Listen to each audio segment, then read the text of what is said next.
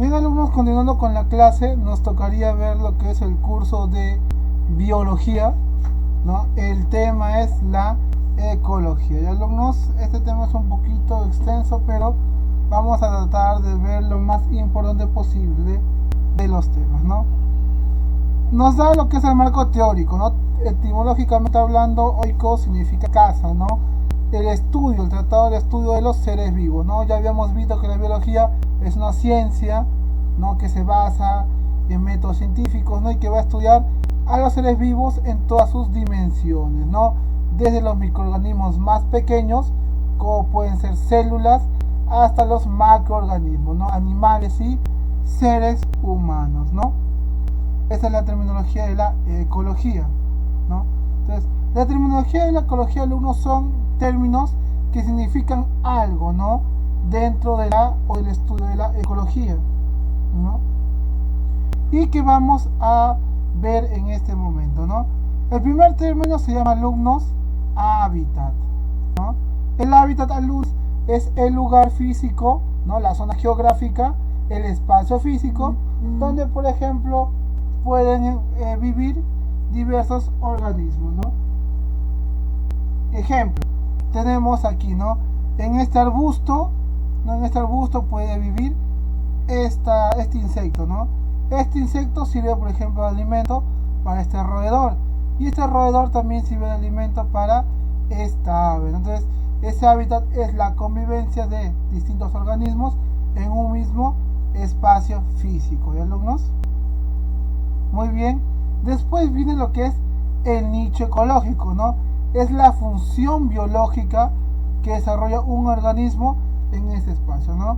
Función, por ejemplo, ¿no? Si nosotros habláramos de las abejas, ¿no? Las abejas tienen, ¿no? Una función muy importante, ¿no? Cuando ellas buscan, ¿no? El néctar de las flores, ellas polinizan las flores, ¿no? Polinizan las plantas, y esto ayuda a que la población de plantas se mantenga, ¿no? Es una función muy importante, ¿no? Así como la función que tendrán, por ejemplo, los chimpancés o diversos insectos o los hongos o los descomponedores, ¿no? Tienen una función biológica que desarrolla únicamente ese organismo, ¿no? Población, alumnos, en la siguiente imagen nos dice que es, ¿no? El conjunto de individuos de una misma especie capaz de reproducirse, ¿no? Por ejemplo, ¿no? El conjunto de perros, ¿no? La jauría, ¿no? O las manadas de lobos, de osos, ¿no? De tigres, ¿no? Conjuntos de aves parvadas, ¿no? Entonces, eso es, alumno, es lo que es población, ¿ya? Y la comunidad va a ser este espacio físico donde comparten, ¿no? Las distintas poblaciones un medio físico, ¿no? A ver, un momento, aquí me está...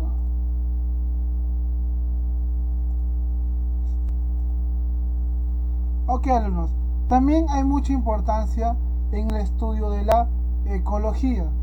¿Por qué, alumnos? En la ecología nosotros lo que vamos es estudiar las leyes que rigen los ecosistemas, ¿no? Ecosistemas fríos, cálidos, tropicales, desérticos, boscosos y demás, ¿no? Que también nos sirve la ecología para predecir aquellos impactos, ¿no? Que tiene la actividad del ser humano en el medio ambiente, ¿no? Por ejemplo, la tala indiscriminada, ¿no? Algo que veíamos ayer. Otro punto, ¿no? La explotación minera, la explotación petrolera, ¿no? La depredación y extinción de ciertas especies o animales, ¿no? O plantas también. Entonces, ese impacto, ¿no? O como los seres humanos, ¿no? Para construir terrenos donde vivir, depredan. Entonces, ese impacto también se estudia, ¿no? Y también la ecología va a permitir llevar un control adecuado de estas actividades humanas sobre el medio ambiente y planear y buscar soluciones para que no haya más problemas ambientales, ¿no? Entonces, esa es la importancia de la ecología, ¿no? Los ecosistemas, alumnos, es lugares, ¿no? Donde interactúan seres vivos entre sí, ¿no? Y los seres no vivos, ¿no? Lo que nosotros llamamos los seres bióticos y abióticos, ¿no? La biosíntesis, ¿no? Por ejemplo, aquí vemos esta imagen de animales y plantas, seres vivos, ¿no? Y aquí vemos, por ejemplo, el agua, rocas, el sol, seres no vivos. Entonces, esos son los ecosistemas, ¿no? El sistema complejo en la interacción de ellos, ¿no? De los seres vivos con los seres no vivos, ¿no? Factores bióticos y abióticos, ¿no? Y si estudiamos lo que corresponde inanimados, invertes, ¿no? Sin vida, ¿no? Pero que dentro de ellos, en medio de este ambiente, sí va a haber vida, ¿no? Si, por ejemplo, del mar, ¿no? El mar, por ejemplo, no tiene vida, ¿no? Estas rocas no, pero ¿qué hay dentro del mar? Peces, algas, moluscos, van a haber, por ejemplo, crustáceos que se pegan, o algas que se pegan a esta roca, percebes, ¿no? Y todo tipo de vida marina, ¿no? Entonces, influyen mucho los factores abióticos, ¿no? Ahora, también se estudia lo que es la litosfera. La litosfera, alumnos, es el estudio de lo que es la Tierra, ¿no? La composición terrestre, ¿no? Tenemos varios puntos, ¿no? El horizonte O, que vendría a ser la superficie, ¿no? Si bien la Tierra también es un ser abiótico, inanimado, sin vida, ¿no? Aquí crecen plantas, árboles, arbustos, ¿no? Entonces, también va a haber vida, ¿no? El horizonte A es la profundidad que hay hasta el horizonte B, que es donde se genera la vida, ¿no? La extracción de minerales, ¿no? Y el punto C, que es donde están las partes rocosas, ¿ya, alumnos? ¿No? ¿Qué importancia hay? Aquí hay mucho mineral, ¿no? Muchas sustancias que van a ayudar a la vida y desarrollo de los organismos vegetales, ¿no? Lo que les decía, ¿no? Todo tipo de plantas, ¿no?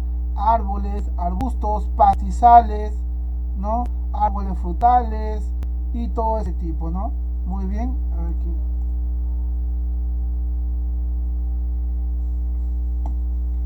Estefano, va a ser la última vez que te esté admitiendo.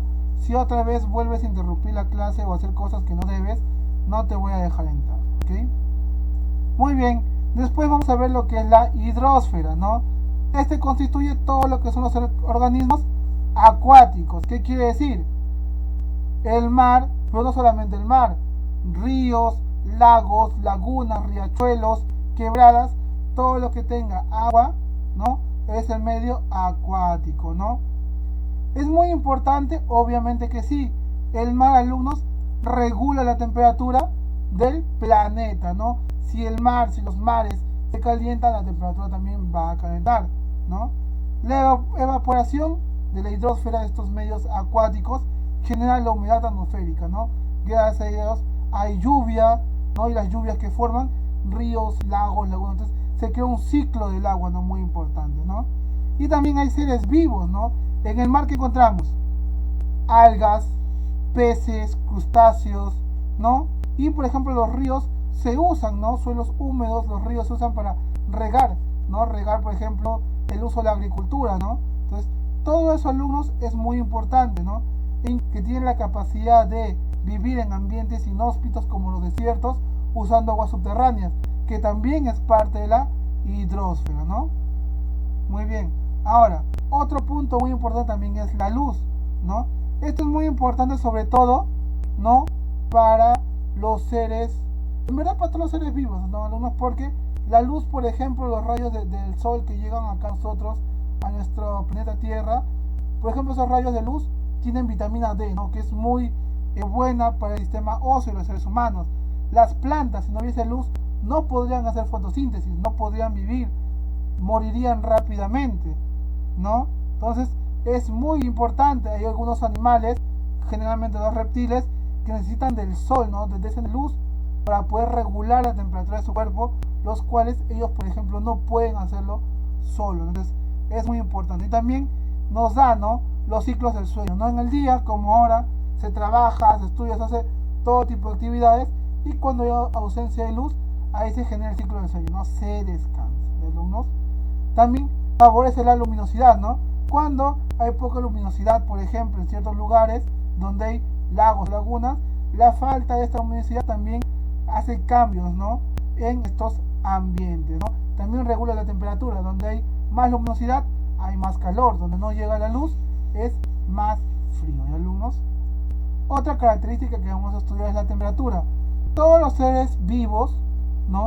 Manejan una temperatura de manera interna. Animales, plantas, insectos, crustáceos, ¿no? Y todo lo que se tenga que ver, ¿no? Uno de ellos, por ejemplo, son los homoeotermos, ¿no? ¿Qué quiere decir? es la capacidad con un mecanismo fisiológico de regular, mantener o cambiar su temperatura según sea necesaria. Ejemplo, acá entra el ser humano, ¿no? Cuando tú, por ejemplo, haces deporte, ¿no? Juegas fútbol, básquet, estás corriendo o estás manejando bicicleta, esa actividad, ¿no?, física que haces hace que tu cuerpo gane calor, ¿no? ¿Y qué hace tu cuerpo para regular esa cantidad de calor? Empiezas a sudar. Ese líquido que tú vas botando es para que tu cuerpo regule su temperatura, ¿no? Y ahí vuelvas a la temperatura normal, porque si mantuvieras esa temperatura alta por mucho tiempo, ¿no?, va a hacerte daño y vas a empezar a trabajar, ¿no? Tu organismo va a trabajar muy mal. Pero también existen algunos otro tipo, ¿no? Los poiquilotermos, ¿no? Aquí los animales no tienen, por ejemplo, esa capacidad de mantener su temperatura, regular su temperatura o cambiar la disposición. Aquí, ¿qué tipo de animales tenemos? Generalmente reptiles y anfibios, ¿no? Si ustedes, por ejemplo, ven documentales, ¿no?, de reptiles, cocodrilos, por ejemplo, no iguanas, ven que ellos toman grandes baños de sol en la mañana y están horas soleándose, ¿no?, para poder regular la temperatura de su sangre fría, no con eso, ¿no?, ya que ellos mismos no tienen esa capacidad de su organismo. ¿Y alumnos? Y la atmósfera, que es la parte gaseosa, ¿no?, que está pegada al planeta Tierra, ¿no? Y en este está el aire que nosotros respiramos, ¿no? ¿Qué gases conforman nuestra atmósfera? Tenemos, por ejemplo, el nitrógeno, el oxígeno, vital para la vida, dióxido de carbono, que genera el efecto invernadero, vapor de agua, que son las evaporaciones naturales que se dan por aumento de temperatura de la hidrosfera, y otros gases que pueden haber, ¿no? El más abundante de todos los gases en nuestra atmósfera es el nitrógeno. Este está concentrado por casi un 78%, ¿no? Este gas puede formar proteínas, ¿no? Y es el gas más abundante. El segundo gas que tenemos es el oxígeno, ¿no? Este oxígeno hace posible la respiración de todos los seres vivos y es importante para la vida, ¿no? Es el gas más importante dentro de nuestra atmósfera. Después viene, alumnos, el dióxido 0.03%, ¿no? Esto ayuda muchísimo a que las plantas hagan fotosíntesis e influye demasiado en el calentamiento global, ¿no? Algo que se ha visto muy notoriamente en estos últimos años. Debido a la actividad humana, el dióxido de carbono ha aumentado sus niveles, ¿no?, algo nunca antes visto, y el efecto invernadero se ha vuelto cada vez más, ¿no? Y está cambiando, hay muchos efectos adversos por eso, ¿no? También tenemos lo que es vapor de agua, ¿no? Este vapor de agua que se da cuando la temperatura aumenta, ¿no?, en estos días soleados, se evaporan los mares, se evaporan los ríos, se evaporan los lagos, los riachuelos, ¿no? Origina la humedad atmosférica, ¿no? Gracias a ellos hay lluvias, hay esas neblinas que son húmedas, ambientes húmedos que van a facilitar el crecimiento de muchas plantas, ¿no? Y otros gases, ¿no?